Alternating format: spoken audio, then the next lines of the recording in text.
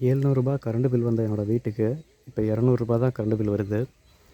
எப்படின்னா, ஏற்கனவே இருக்கக்கூடிய இன்வெர்ட்டரில் 2 பழைய 250 வாட் சோலார் பேனல் கனெக்ட் பண்ணியிருக்கோம்.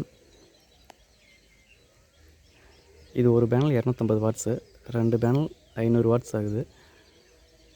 ஓகே, இது எப்படி ஒர்க் ஆகுது, எவ்வளோ வாட்ஸை ப்ரொடியூஸ் பண்ணுதுன்னு பார்க்கலாம்.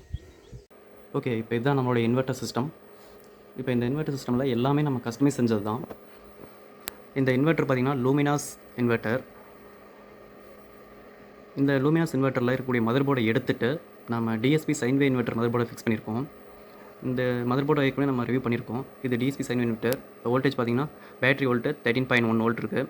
ஏசி இன்புட் லைன் ஆஃப் பண்ணியிருக்கு. ஏசி அவுட்புட்டில் 219 வோல்ட் அவுட்புட் வருது. லோடு பார்த்திங்கன்னா 137 வாட்ஸ் லோடு அவுட்புட் எடுத்துகிட்டு இருக்கோம்.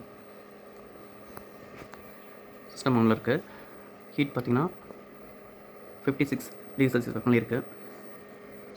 இது பேட்டரி நம்ம கஸ்டமைஸ் செஞ்ச லித்தியம் பெரோபாஸ்பேட் பேட்டரி 13.2 வோல்ட் இருக்குது.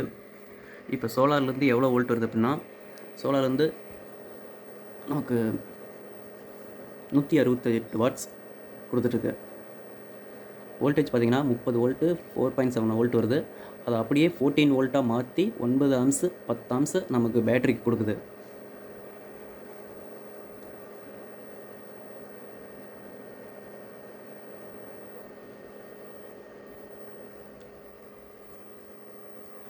இப்போ இதனால தான் நமக்கு ரூ. 700 கரண்ட் பில் வந்த வீட்டுக்கு இப்போ 200 வருது. பகல் ஃபுல்லாகவே சோலாரில் தான் ஒர்க் ஆகிட்டுருக்கு. இப்போ பார்த்தீங்கன்னா தெரியும், ஏசி இன்புட்டில் வரதில்லை. பகல் ஃபுல்லாகவே சோலாரில் தான் யூஸ் பண்ணிகிட்ருக்கோம். நைட்டு மட்டும்தான் இபியில் ஒர்க் ஆகுது.